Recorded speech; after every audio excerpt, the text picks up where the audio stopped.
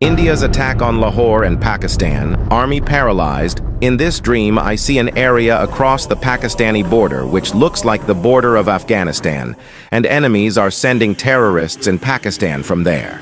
Pakistani army is dealing with these terrorists very well and exterminates them. Upon seeing this, the enemies become very angry that Pakistani army is always in their way. Then the enemies send their trained terrorists into Pakistan by providing them night vision tools and modern weapons.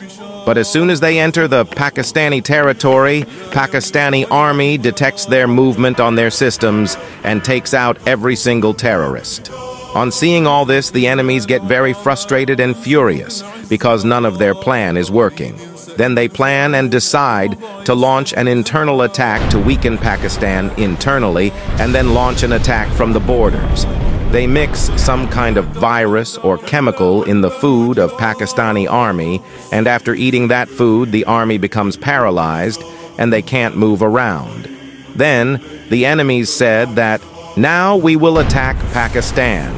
India attacks Pakistan on the eastern borders, and Afghanistan attacks from the western borders.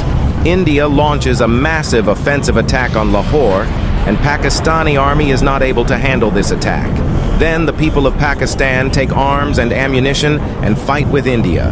I also head towards the border to fight with the Indian army. I find a big machine gun, and I start firing at the enemy. There are other soldiers with me as well. When the Pakistani army and the public fight together, then the Indian army stops where they are. During this, I tell our people that we need to go back and shift our public to a safer place because we can't stop the Indian army for too long. Some people say that we are here to fight the Indian army and we are ready to die, but we are not going back. Then after that, when we are going back to the city, then some people said that if Army Chief believed in Qasim's dreams and planned accordingly, then the circumstances could have been different. And during all this chaos, a big part of Lahore gets destroyed. Then I go to a place which is like an underground basement of a building. Then after that, it feels like I am going in search for some place. At this point, a country that has a red color flag gives a very strong warning to India that stop your army where they are, otherwise we will destroy you. Then this country supports and helps Pakistan. They also send their doctors to treat the Pakistani army.